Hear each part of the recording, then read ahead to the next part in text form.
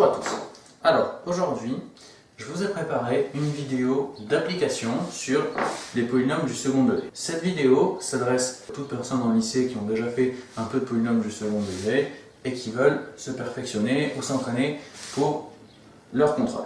Cette application, c'est quelque chose d'un peu original puisque c'est une application géométrique des polynômes du second degré, puisqu'il va s'agir de trouver la longueur et la largeur d'un rectangle pour un périmètre et une aire donnée, comme vous allez le voir. Les prérequis nécessaires pour comprendre cette vidéo, c'est rien de très exceptionnel, c'est juste de savoir de base résoudre un système de deux équations, à deux inconnus, bien sûr, et ensuite tout ce qui est résoudre une équation de second degré avec le discriminant.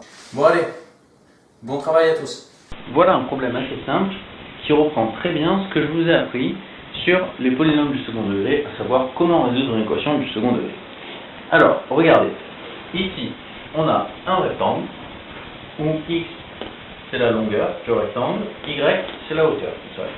Le problème consiste à trouver la valeur de x et de y pour laquelle le périmètre de ce rectangle serait égal à 10 et l'aire de ce rectangle serait égal à 4. Bon, alors je vais vous faire un petit rappel sur les formules du périmètre et de l'aire.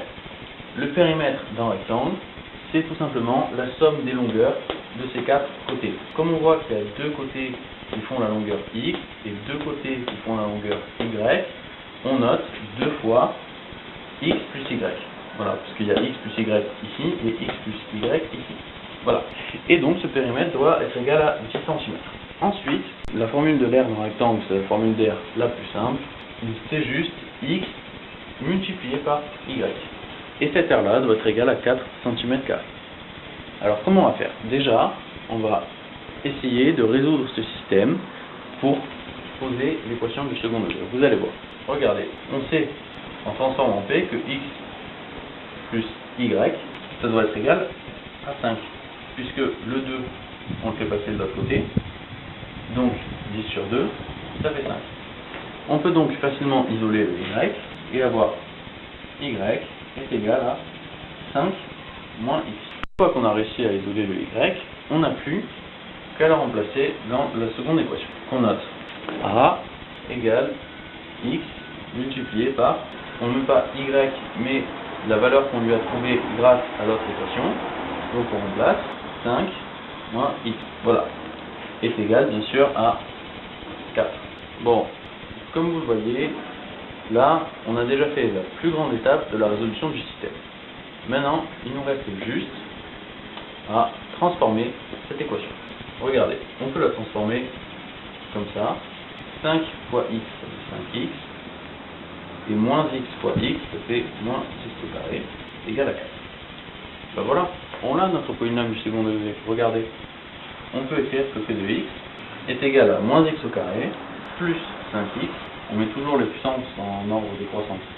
En général, plus 5x. Et là, le 4, on peut passer de l'autre côté. On a moins 4 est égal à 0.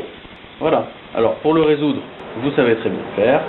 On pose delta qui est égal à b carré moins 4c. On calcule le delta.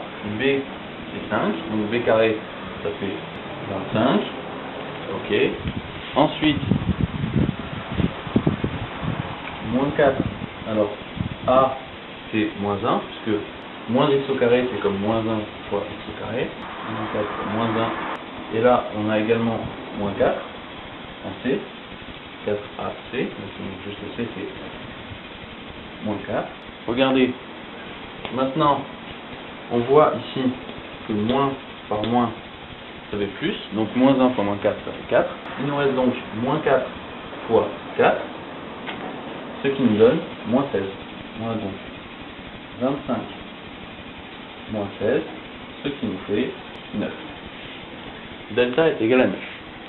Donc, delta est supérieur à 0, on a deux solutions. La solution x1 est égale à moins b plus racine de delta sur delta, et la solution x2 est égale à moins b moins racine de delta sur 2a. Alors, Regardez, on va donc avoir moins b, on a dit que b c'était 5, donc ça va être moins 5, plus racine de 9 sur 2a, ça va être quoi? Ça va être a, on a dit que c'était moins 1, donc 2a ça va être 2 fois moins 1. Ça nous fait, alors racine de 9 ça fait 3, 3 fois 3 est égal à 9. Donc 3 moins 5 sur moins 2, 3 moins 5 ça fait moins 2, donc ça nous fait moins 2 sur moins 2, ce qui est égal à 1. Voilà. Ensuite, la seconde solution, c'est quoi? Au lieu d'avoir moins 5 ça bouge pas, le moins 2 en bas il bouge pas, et racine de 9 ça fait toujours 3, sauf que cette fois c'est pas plus 3 comme ici, c'est moins 3, puisque c'est pas plus racine de 9, c'est moins racine de 9. 3.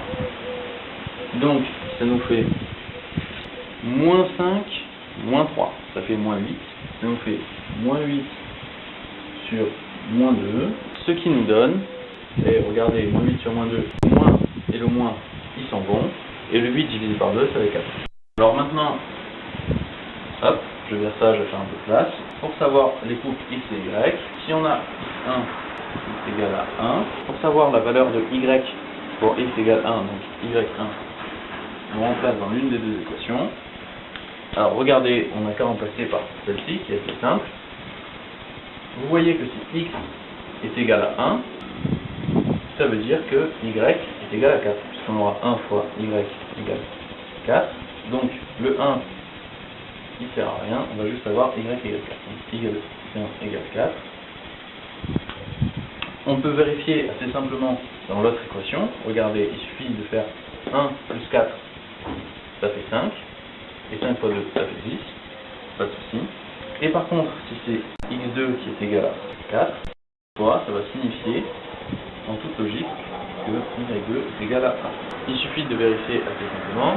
Si x égale 4, pour que cette équation soit vérifiée, il faut que y soit égal à 1. Et ici, c'est pareil, 4 plus 1, ça fait 5. Et 5 fois 2, ça fait 10.